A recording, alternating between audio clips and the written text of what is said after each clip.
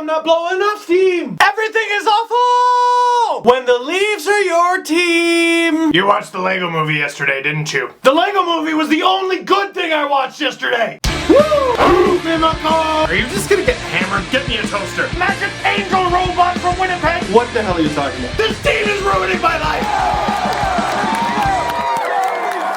What about the Habs come back against the Flyers? That was pretty good. You shut up. You're right. Leafs lose 5-2 to the Pittsburgh Penguins, and I'm freaking hot. First of all, okay, happy Thanksgiving, everybody. It's the Thanksgiving weekend. A lot of people are celebrating today. I'm back in my room. New season. We're all really happy, aren't we? And then the Leafs take on the Penguins and on the ice. And everyone's asking all sorts of questions. What the hell was that? Is it too early to panic? Well, not a lot of people are asking that, but is it? How do we fix this? But I gotta tell you one thing, and I gotta get this right out of the way right off the bat. It has nothing to do with the amount of Canadians on the Toronto Maple Leafs.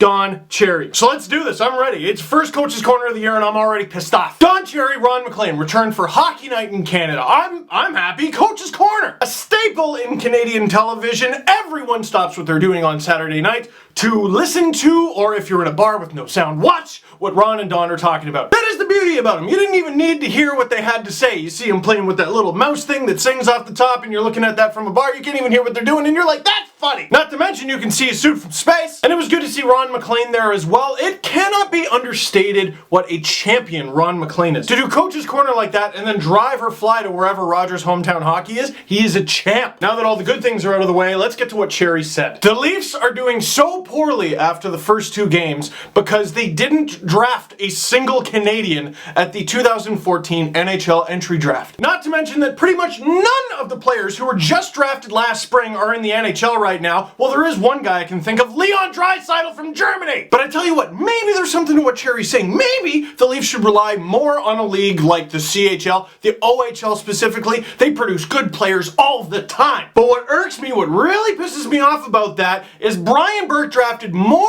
OHL players during his tenure as general manager of the Toronto Maple Leafs than any other GM in the entire National Hockey League. And what did Don Cherry say about that? Nothing. This team, this granted not very good team right now, is mostly Canadian. Both goalies are Canadian. I count at least 10 forwards that are Canadian, one with an asterisk because Brandon Kozun was technically born in the States, but he played for Team Canada. And defense, easily the biggest shortfall of the Leafs. Of the 7 guys they have, 5 are Canadian. And here I was thinking that Don Cherry might congratulate Oakville, Ontario's own and OHL grad Stuart Percy on a great start so far. And here I was thinking Team Canada alumni Brandon Kozun, the little guy. Don Cherry loves the little guy's story. A WHL grad. Why not congratulate him on his great first game? How about commending Sherbrooke, Quebec's Stéphane Robida on coming back from 2 broken legs at the age of 37? Don Cherry loves stories like that. What about trading American Jerry D'Amigo for Edmonton, Alberta's own Matt Fratton? What about the Leafs debut of Vancouver, BC's Mike Santorelli? The Leafs don't have any big wingers? How about 6'2", 207-pound and Toronto native Daniel Winnick? Anybody can say that the Leafs suck because you know what? They kind of do. But I'll be damned if I let you do it for the wrong reasons. And we've talked about this before. There is a reason Don Cherry is on TV. He is entertaining. Yesterday I heard people going back and forth about what he had to say. And I'm like, this is why he's on TV. Conversations like this. And last night, the first Coach's Corner of the season was great entertainment, great television, and terrible analysis. Leafs suck because they don't have enough Canadians. Shut up. How dare you? Sure hope I don't get in trouble for that. Let's talk about the game. Boy, were the Leafs bad. Mommy, daddy, sister, brother were the Leafs bad. Or were the Penguins just that good?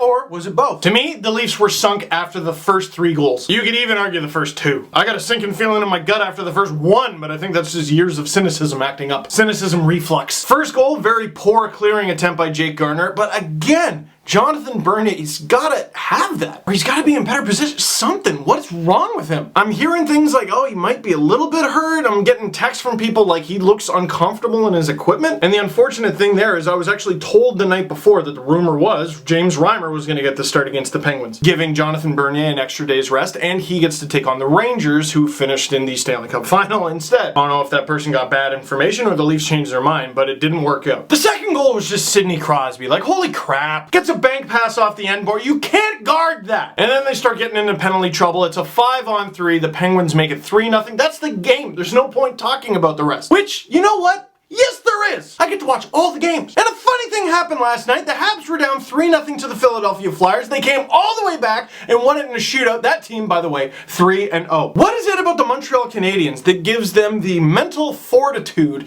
to come back from a 3-0 deficit on the road. While the Leafs, meanwhile, look like garbage just 2 games into the season and fall behind 3-0 on home ice. Is it skill? Is it between the ears? Is it both? What is it? One thing I think it might be, and I don't want to make excuses, JVR and Kessel do not look like themselves. Kessel is apparently battling an injury. I don't know what's up with JVR. And when he fought Simone Dupre at the end of the game, I'm like, oh, there he is! Tyler Bozak is apparently battling something too, but damn, he still goes to the front of the net and he's got his 2nd goal of the year. Hurt or not, and whether his line is getting outshot or not, at least he's doing that right. You know what? I'm asking too many questions because the Leafs play in a few hours.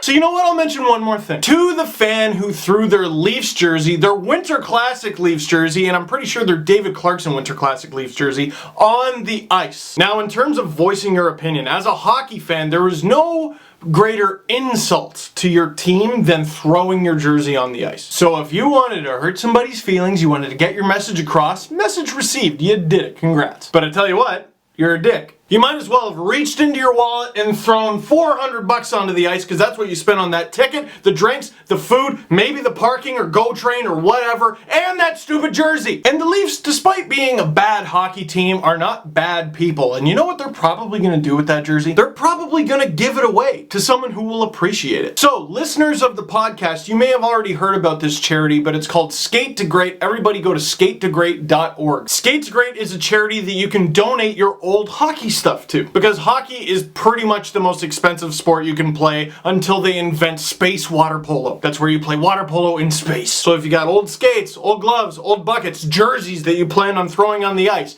contact skatetogreat.org. And whether you have those things or not, and you just want to donate to a good cause, I've partnered up with this charity. So here's what you can do, and I think this is only for Canadian residents.